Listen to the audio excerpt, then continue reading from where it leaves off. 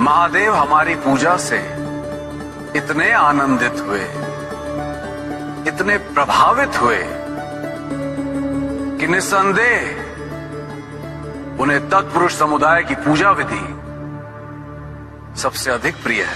नहीं नहीं देवराज, आप महादेव की प्रसन्नता देख पाते जब हमने उनका अभिषेक किया था, दुग्ध की नदियां बहा दी थी। और आप देखिएगा, ईशान समुदाय की विधि ही उनकी पूजा अर्चना के लिए सर्वश्रेष्ठ घोषित की जाएगी। महादेव को भस्म से अधिक प्रिय कुछ भी नहीं, इसीलिए हमेशा वो भस्म रमाए रहते हैं और हमने भी कोई कमी नहीं छोड़ी है उनको भस्म से विभूषित करने में। महादेव तो एक बेल पत्र से खींचे चले आते हैं, ये बात जगविदित है। बेल पत्र उन्हें सबसे अधिक प्रिय है और देव समुदाय ने तो उनकी पूजा में उत्तम से भी सर्वोत्तम बेल पत्र का प्रयोग किया है। मुझे विश्वास है महादेव को जितनी प्रसन्नता हमारी पूजा से हुई, उतनी प्रसन्नता किसी और की पूजा से नहीं हुई होगी। शांत हो जाइए, सब स्पष्ट हो जाएगा। महादेव को आने तो दीजिए।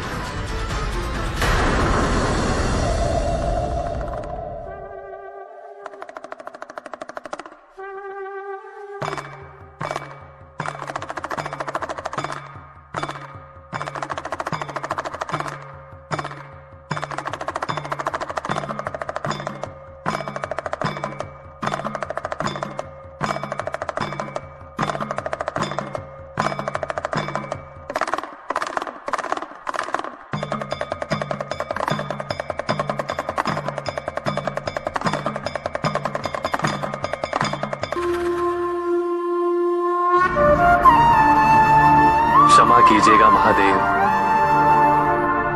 आपकी पूजा आरंभ ही करने वाला था कि मेरी दृष्टि इन दोनों पर पड़ी। तन ढकने के लिए वस्त्र नहीं थे। इस बालक ने कब से आहार ग्रहण नहीं किया है। आपको अर्पित करने के लिए मैं जो भी लाया था, मैंने इन्हें समर्पित कर दिया है। किंतु आपने इन्हें जो कुछ भी अर्पित किया, वो मुझे ही अर्पित हुआ है नारायण। यही तो है मेरी सच्ची उपासना। संसार से दीनता, भूख और हिंसा को दूर करना। भेदभाव भी हिंसा ही है। किसी का अनादर भी हिंसा है, किसी की उपेक्षा भी हिंसा है। मेरी सच्ची उपासना है मेरे समाज में शांति और अहिंसा की स्थापना, निर्बलों की सेवा और उनका सत्कार। नारायण, आपने मेरे सभी भक्तों के लिए मेरी पूजा की सर्वोत्तम विधि प्रस्तुत कर दी है और यही विधि मुझे सबसे प्रिय है। दुग्ध अर्पित करना। यदि भक्त के मन को दुग्ध की भांति निर्मल ना बनाए तो ये व्यर्थ है, यह अर्पण व्यर्थ है। क्योंकि संसार में न जाने कितने ही शिशु केवल इस भूख से अकाल मृत्यु को प्राप्त हो रहे हैं। ऐसे में दुग्ध अर्पित करने का उचित स्थान मेरा विग्रह नहीं, अपितु वो शिशु है जो निराश्रित है और उपेक्षित है। जब तक इस संसार में कोई भी शिशु भूखा है, समझ लो कि मैं भूखा। और मेरी क्षुधा तभी शांत होगी जब उस निराश्रित शिशु को आहार मिलेगा। जब तक इस संसार में कोई भी जीव व्यथित है, समझ लो कि मैं व्यथित हूं। जब तक संसार में अन्याय और भेदभाव है, ये समझ लो कि मैं प्रतिपल पीड़ित हूं। संसार की शांति में ही मेरे मन की शांति। पंच महाभूतों का महाभाग है जल। जल द्वारा मेरे अभिषेक से जीवनदायी जल की अवमानना नहीं होती है। क्या ये जल का सर्वोत्तम उपयोग है? क्या श्रद्धा और विश्वास को प्रकट करने के लिए जल का अर्पण पर्याप्त है? क्या निर्जल पूजा करने से मैं मन की भावनाओं को महत्व नहीं दूंगा? जल आत्मा की संजीवनी है। असंख्य मनुष्य व जीव जंतु जल के अभाव में जीवित रहने के लिए विवश रहते हैं। न जाने कितने व्यक्ति जल की एक बूंद के लिए तिरछित रहते हैं। ऐसे में जब नदी की भांति जल मुझ पर अर्पित किया जाए, मुझे पीड़ा होती है। जल शरीर का संचालक है। यदि मेरे भक्त इसे जीवन सुरक्षा हेतु अर्पित करेंगे, मैं तब भी मदद हो उठूंगा। बेलपत्र मुझे अति प्रिय है। ये मेरा संताप हरते हैं। धतूरा मुझे प्रिय है।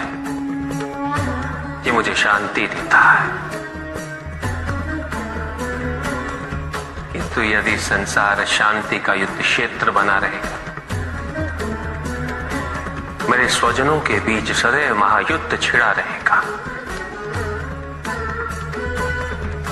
तो मात्र धतूरा और बेलपत्र अर्पित करने से मेरे मन को शांति कैसे मिल जाएगी?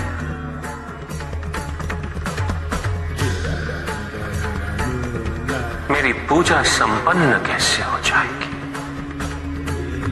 उपासना में यदि मेरे जैसे हो जाने का भाव है, तो मेरी सच्ची उपासना है।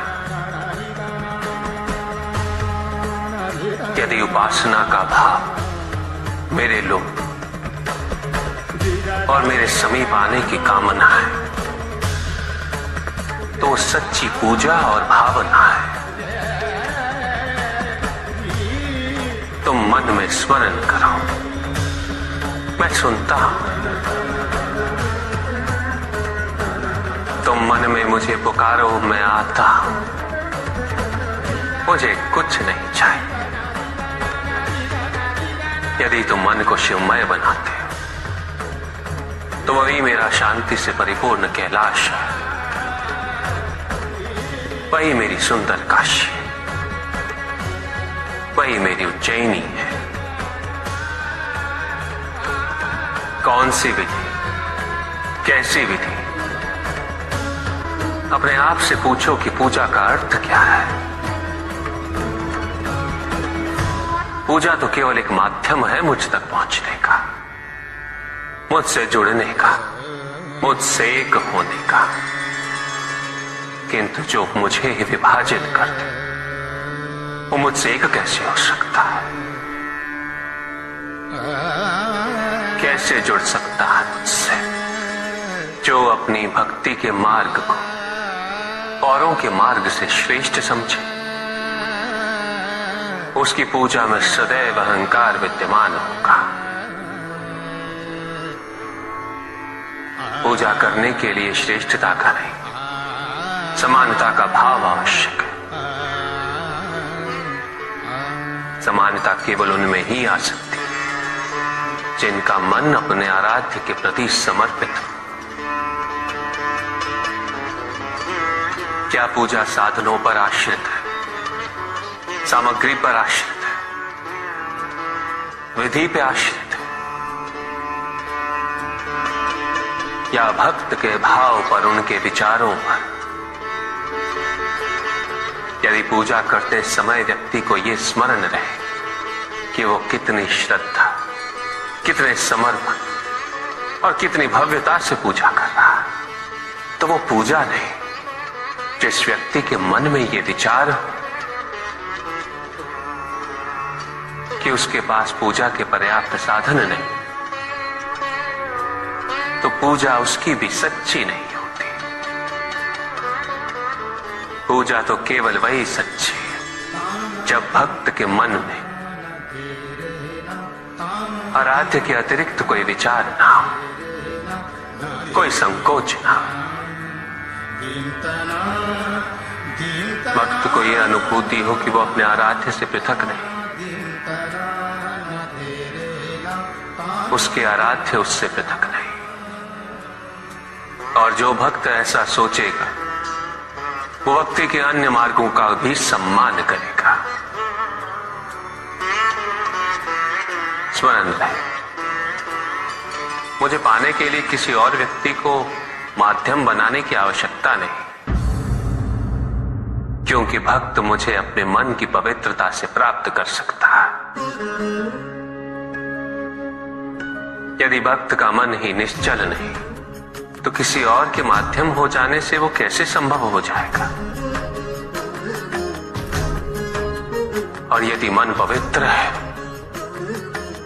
तो फिर माध्यम की आवश्यकता ही क्यों?